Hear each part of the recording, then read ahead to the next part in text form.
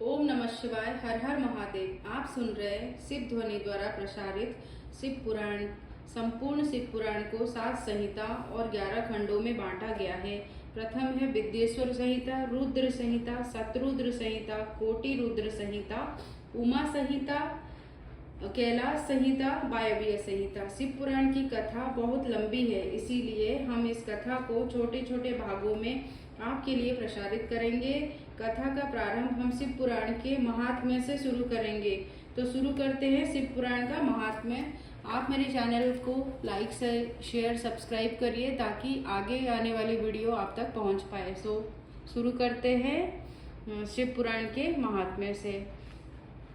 अथ प्रथम अध्याय। श्री सैनिक जी बोले, हे महाज्ञानी सुत जी, संपूर्ण सिद्धांतों के ज्ञाता है प्रभु, मुझसे पुराणों की कथाओं का सारस्वत का विशेष रूप से वर्णन कीजिए। सदाचार, भाग विभक्ति और विवेक की बुद्धि कैसे होती है तथा साधु पुरुष किस प्रकार अपने काम, क्रोध आदि मानसिक विकारों का निवारण करते हैं।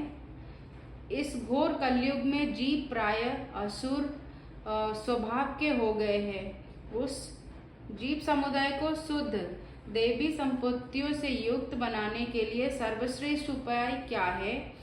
आप इस समय मुझे ऐसा कोई शाश्वत साधन बताइए जो कल्याणकारी वस्तुओं में सबसे उत्कृष्ट एवं परम मंगलकारी हो तथा पवित्र करने वाली उपायों में भी सर्वोत्तम पवित्र कारक उपाय हो। तात वह साधन ऐसा हो जिसके अनुष्ठान से शीघ्र ही अंतःकरण की विशेष शुद्धि हो जाए तथा उससे निर्मल चित्त वाले पुरुषों को सदा के लिए शिव की प्राप्ति हो जाए। सुत जी बोले, मुनि श्रेष्ठ सैनिक, आप धन्य है। आपके हृदय में पुराण कथा सुनने के प्रति विशेष प्रेम एवं लालसा है, इसलिए मैं शुद्ध बुद्धि से विचार कर परम उत्तम शास्त्र का वर्णन करता हूँ। बस संपूर्ण शास्त्रों के सिद्धांत से संपन्न भक्ति आदि को बढ़ाने वाले भगवान शिव को संतुष्ट करने वाले तथा कानों के लिए रसायन व स्वरूप दिव्य पुराण का श्रवण कीजिए। यह उत्तम शिव पुराण काल रूपी सर्प से प्राप्त होने वाले महान त्रास का विनाश करने वाला है। हे मुने, पूर्व काल में शिव जी ने इसे कहा था। गुरुदेव व्यास जी ने सत कुमार मुनि का उपदेश पाकर कलयुग के प्राणियों के कल्याण के लिए बड़े आदर से संक्षेप में इस पुराण का प्रतिपादन किया है। हे मुने, विशेष रूप से कलयुग के प्राणियों की चित्त शुद्धि के लिए इस पुराण के अतिरिक्त कोई अन्य साधन नहीं है।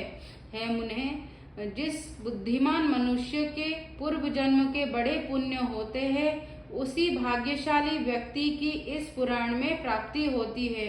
यह शिव पुराण परम उत्तम शास्त्र है। इसे इस भूतल पर भगवान शिव का वायम स्वरूप समझना चाहिए और सब प्रकार से इसका सेवन करना चाहिए। इसके पठन से और श्रवण से शिव भक्ति पाकर श्रेष्ठतम स्थिति में पहुंचा हुआ मनुष्य शीघ्र ही शिव पद को प्राप्त कर लेता है। इसीलिए संपूर्ण यत्न करके मनुष्यों ने इस पुराण के अध्ययन को अभीष्ट साधन माना है और इसका प्रेम पूर्वक श्रवण भी संपूर्ण वांछित फलों को देने वाला है। भगवान शिव के इस पुराण को सुनने से मनुष्य सब पापों से मुक्त हो जाता है तथा बड़े बड़े उत्कृष्ट भोगों को उपभोग करके अंत में शिवलोक को प्राप्त कर लेता है।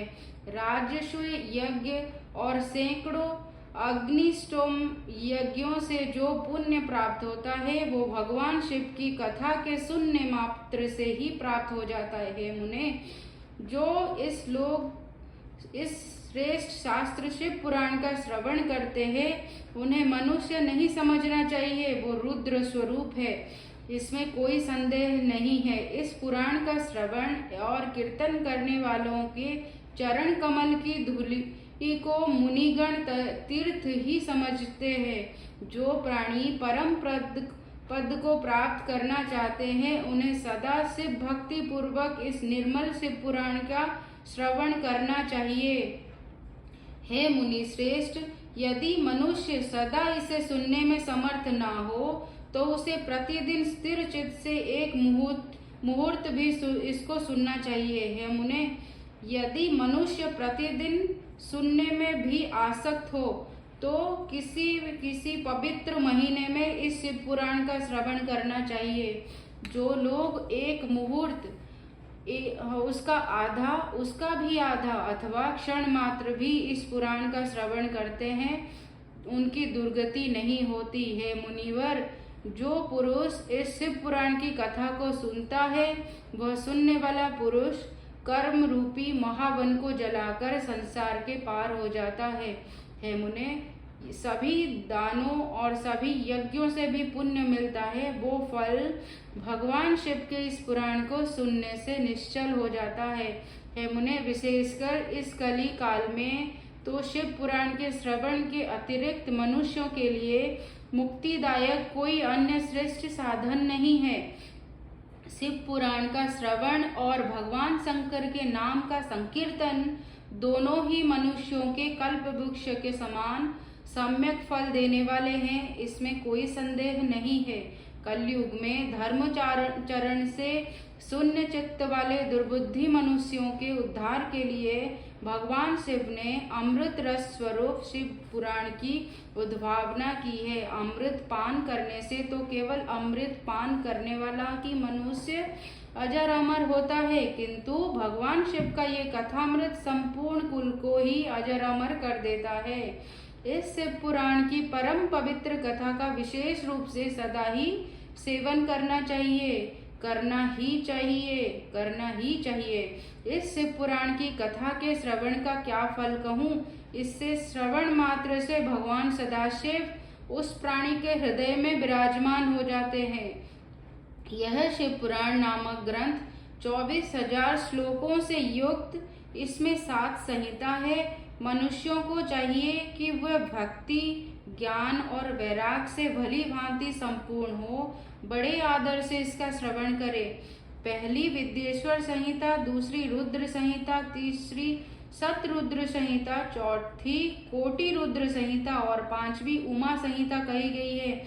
छठी को कैलाश संहिता और 7वीं वायव्य संहिता। इस प्रकार इसमें 7 संहिता है। 7 संहिताओं से युक्त यह दिव्य शिव पुराण परम भक्त परमात्मा के समान विराजमान है और सबसे उत्कृष्ट गति प्रदान करने वाला है। जो मनुष्य 7 संहिताओं वाले इस शिव पुराण को आदर पूर्वक पढ़ता है वह जीवन मुक्त कहा जाता है। हे मुने, जब तक इस उत्तम शिव पुराण को सुनने का सुअवसर नहीं प्राप्त होगा तब तक अज्ञानवश प्राणी इस संसार के चक्र में भटकता ही रहता है। भ्रमित कर देने वाले अनेक शास्त्रों और पुराणों के श्रवण से क्या लाभ है, जबकि एक शिव पुराण को ही मुक्ति प्रदान करने के लिए गर्जन कर रहा है। जिस घर में इस शिव पुराण की कथा होती है वो घर तीर्थ स्वरूप है। उसमें निवास करने वालों का पाप यह नष्ट कर देता है। हजारों अश्वमेध यज्ञ और सैकड़ों वाजपेयी यज्ञ शिव पुराण की 16वीं कला की बराबरी नहीं कर सकता है। हे मुनि श्रेष्ठ, कोई अधम प्राणी जब तक भक्ति पूर्वक शिव पुराण का श्रवण नहीं करता तब तक उसे पापी कहा जाता है। गंगा आदि पवित्र नदियां, मुक्तिदायिनी सप्तपुरियां तथा गयादि तीर्थ इस शिव पुराण की क्षमता नहीं कर सकते हैं। जिसे परम गति की कामना हो उसे नित्य शिव पुराण के एक श्लोक अथवा आधे श्लोक का ही स्वयं भक्ति पूर्वक पाठ कर लेना चाहिए। जो निरंतर अर्थानुसंधान पूर्वक शिव पुराण को वांचता है अथवा नित्य प्रेम पूर्वक इसका पठ मात्र करता है वह पुण्यात्मा है, इसमें कोई संशय नहीं है। जो उत्तम बुद्धि वाला पुरुष अंत काल में भक्ति पूर्वक इस पुराण को सुनता है उस पर अत्यंत प्रसन्न हुए भगवान महेश्वर उसे अपना पद धाम प्रदान करते हैं। जो प्रतिदिन आदर पूर्वक इस पुराण का पूजन करता है वह इस संसार में संपूर्ण भोगों को भोगकर अंत में भगवान शिव के पद को प्राप्त कर लेता है। जो प्रतिदिन आलस्य रहित हो, रेशमी वस्त्र आदि के वेष्टन से इस शिव पुराण का सत्कार करता है, वह सदा सुखी होता है।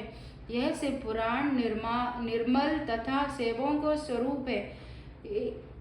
यह लोक और परलोक सुख चाहने वालों को आदर के साथ प्रयत्न पूर्वक इसका सेवन करना चाहिए।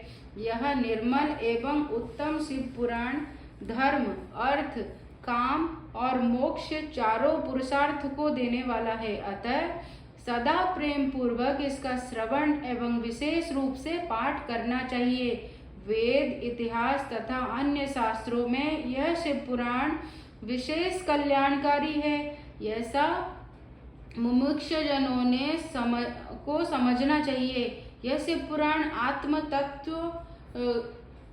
आत्मतत्वज्ञों के लिए सदा सेवनीय है, सत्पुरुषों के लिए पूजनीय है, तीनों प्रकार के तापों को समन करने वाला है, सुख प्रदान करने वाला है तथा ब्रह्मा, विष्णु, महेशादि देवताओं के प्राणों के समान प्रिय है। ऐसे से पुराण को मैं प्रसन्न चित्त से सदा वंदन करता हूँ। भगवान शंकर मुझ पर प्रसन्न हो और अपने चरण कमलों की भक्ति मुझे प्रदान करे।